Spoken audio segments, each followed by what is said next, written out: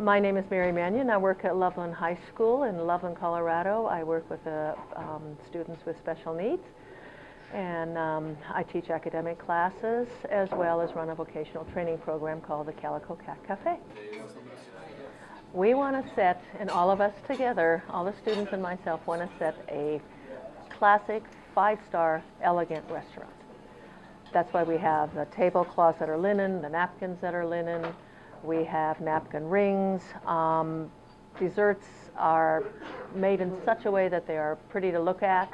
The meals are planned in such a way that the colors complement one another. We run based on the donations of the staff into the restaurant. We have to create a product that they'll want. So if they keep coming, we can keep going.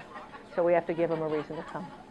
We have a wide range of students, kids with speech-language needs, kids with learning disabilities, kids with emotional needs, kids with cognitive needs, some with all the above. They're able to read at their level, they're able to do math at their level, but we want to take all of these things that they struggle with and apply them in a setting to where they can apply meaning to it in their own lives, because that's how we learn. And it becomes meaningful to them and significant to them and helpful to them for their independent living skills, and that's the important thing. They are able to cook, they're able to clean, they're able to follow directions, they're able to work.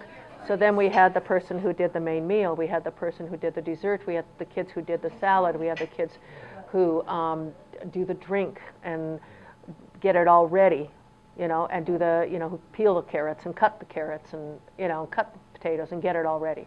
Whoever, who does the dessert, this is how you do it, and then, they follow it through, and this is the next step, and they have to learn to, what do I need? I need to get all that stuff together to do this job, and what are the steps? And, sequencing and following steps and reading directions is hard for all of us at best, but it has to be done that way. And the other really important thing is they have to listen to me, because I've got 13 kids in here doing stuff. This program is part of an academic arena, and so we have a lot of it is life skills. We're also standard-based. For the math, we learn the skills in class under those parameters, and then when we go out and we do the comparative shopping, where we say, okay, this is the full price, what's the unit price? We balance the budget when we get back.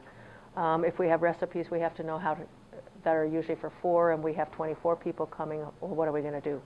How are we going to shop for that? So that they apply that, and then we keep journals, we keep logs, and they read the recipes, we talk about the recipes, and so they learn the sequencing of steps. They learn how to organize. They learn how to go out in the community and take care of themselves, because we go in teams. I go with one team, somebody goes with another team, and everybody goes in teams, and then they're responsible to find the product that's on our list, and we make the list together. And so the academics play a big role in getting them ready to go out and do that. And then we have the employability piece, where they've had an occupations class this semester. It's independent living skills, but they've all had an occupations class where you come in, you go to work, you are motivated, even if it's not your job, if it needs doing, do you do it, or do you say that's not my job? If I'm short on help, do you jump in and say, hey, I'll cover for somebody because they're sick? And those are the kind of things that are real critical to the kids.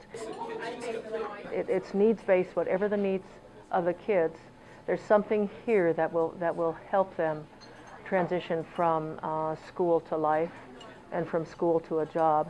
And that's, as everybody knows, that's the big push for high school, is the transition. The idea of setting up a goal of what they want to be when they leave high school, how best we can get them to meet that goal, and how best we as a school and as teachers and as programs can best prepare them to be successful in their job choice, in their living situation, whether it's supported, whether it's independent, whether it's just partially supervised, supported living, whatever their living situation will be.